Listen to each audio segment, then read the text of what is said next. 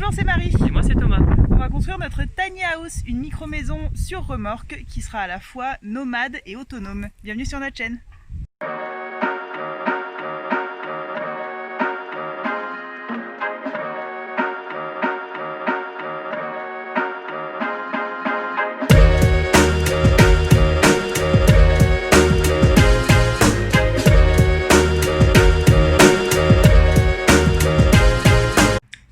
Bienvenue dans cette deuxième vidéo. On est le 1er septembre et ce matin c'est matinée au téléphone. Il faut qu'on appelle des auto-écoles parce que pour tracter la maison il faut un permis remorque, le permis EB. Et pour ça, donc il faut qu'on passe le permis et il faut aussi qu'on repasse le code. Donc voilà, on va téléphoner aux quelques auto-écoles autour de chez nous pour voir qui peut faire ça, quels sont leurs tarifs, leurs délais, etc. Et puis on vous tient au courant de tout ça.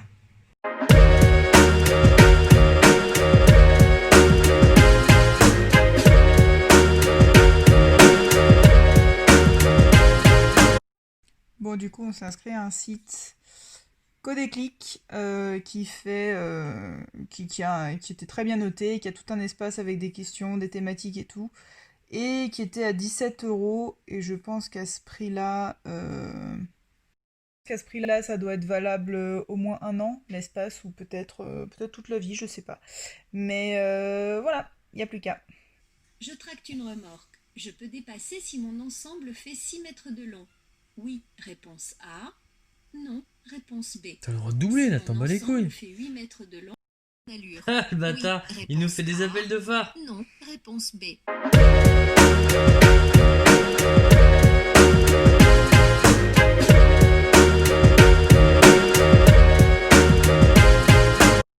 Ah non, le moteur va exploser. Ah Oh non. non, mais quelle catastrophe. Comment fait-on? 3 days later. Mon Dieu, c'est d'un sordide sans nom. Oui, on est inscrit à l'auto-école et on a gagné des belles pochettes. Barbara Streisand.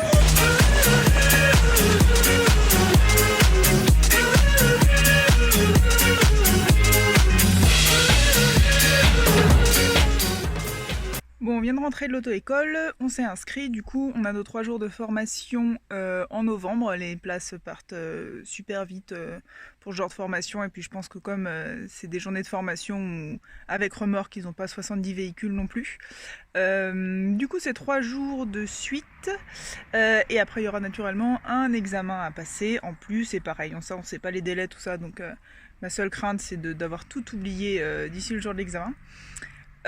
On a payé 630 € chacun pour ça, plus du coup je pense qu'il y aura des frais pour l'examen, plus les frais du code, donc plus les frais de la voiture qu'on va acheter, ça rajoute, faut penser à ça aussi quand on construit la Tiny.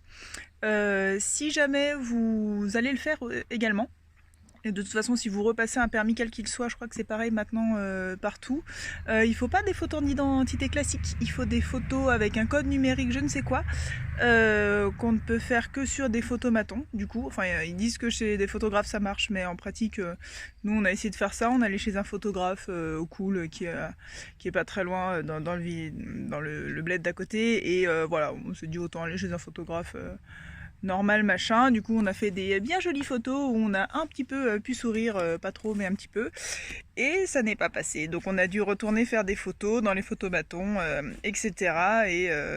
Et voilà, on a eu un budget photo conséquent, mais du coup c'est des photos spéciales avec un code je ne sais quoi, on a l'air d'avoir tué des gens juste avant, du coup, mais voilà. Bon, là il est 20h30, on est en train de regarder des voitures, des 4x4, des SUV, des 4x4. C'est quoi le terme? On sait pas là. Des Ouais, des 4x4. véhicules. Et Ah, c'est gros et cher et ça pollue. Hein. On a besoin d'un véhicule qui est capable de tracter 3,5 tonnes. ça c'est quoi? C'est le PTAC, le PTRAL, enfin c'est écrit, comment tu le vois? Le PTAC du véhicule, c'est le poids total de la voiture chargée. Le PTAC de notre remorque, c'est 3,5 tonnes. Il faut que la somme des deux soit compatible avec le PTRA du véhicule. Le poids total roulant autorisé, c'est le tracteur plus la remorque. Donc t'es obligé de faire les calculs à chaque fois, mais ça te l'écrit à chaque fois combien ça Non, tracte? les fiches techniques, elles te les donnent. Ça te donne texto combien ça tracte? Mais ça dépasse pas 3 tonnes 5 en fait. Non. Ok. Ouais, il faut en gros que la voiture fasse 70% du poids de la remorque. Donc à peu près 2 Donc, tonnes en gros 2 tonnes 5. 5 quoi. Ok. Et il y en a beaucoup des voitures comme ça? Non, pas beaucoup. Il y a que les gros, enfin majoritairement c'est les plus gros 4x4 de chaque gamme. T'as Chez quoi, Audi, genre, chez comme Mercedes, modèle? bah, t'as les ML chez Mercedes, t'as les Touareg chez Volkswagen, le Jeep Grand Cherokee, les Range Rover. Ou après c'est des utilitaires avec des roues jumelées. Ok. Mais c'est très très long. C'est des gros utilitaires et nous déjà que la remorque est sacrément longue, Ok. ça fera un attelage qui sera trop long. Donc tu cherches la plus compacte, le meilleur ratio compact Un peu, et ouais. puissance. C'est ça. Ok. Sachant que nous on va peut-être s'amuser à aller rouler un petit peu dans les chemins ou dans les prés, donc un 4x4 ça serait pas mal. Ok. Ce qu'on regarde aussi pour faire notre choix à 2 véhicules égales, c'est un petit peu la consommation, enfin les émissions plutôt carbone, si je dis pas de bêtises, enfin gaz à effet de serre en général, à savoir que de toute façon on va être sur un véhicule polluant, au moins F, G ou comme ça de A, je ne sais pas combien ça va, mais voilà, catégorie écologie. Donc voilà, on sait qu'on va être polluant. Après, il y en a certains qui sont très polluants et d'autres qui le sont que moyennement, donc à véhicule égal, on va dire en puissance, en prix, etc. On va essayer de prendre le moins polluant des polluants, quoi, grosso modo. Et on regarde aussi un petit peu le prix, parce qu'on n'a pas envie, si on achète ce genre de véhicule neuf, c'est hors de prix.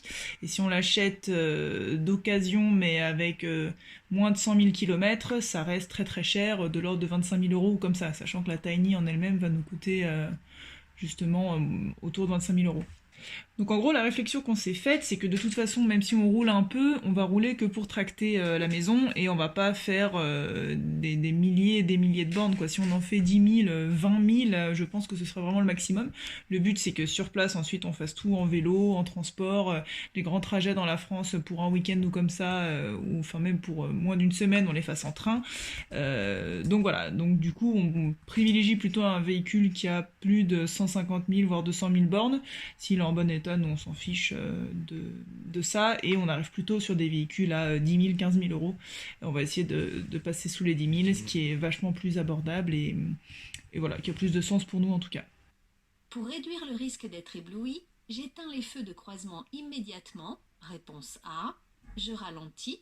Réponse B. Je baisse le pare-soleil. Réponse C. Baisse le pare-soleil, on sait jamais. Mais non. Nous aussi. Tu penses? Bah oui, pour éviter le risque d'éblouissement, tu baisses le pare-soleil.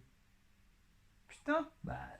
Non Merde. mais... Pouille, c'est un pare-soleil. Mais non, c'est juste que tu changes de luminosité, c'est pas que les C'est soleils un pare-soleil, il te demande. Faut pas être ébloui, tu es bête et discipliné, tu descends ton pare-soleil et tu ralentis. Alors que nous on fait ça à chaque fois là. Moi je baisse les lunettes de soleil directement. Oui. Putain, mais personne n'a baissé le pare-soleil quand Si, tu sors. t'as pas vu? Qui baisse le pare-soleil quand tu sors d'un tunnel? Moi je le fais. Je pense que vous le faites pas.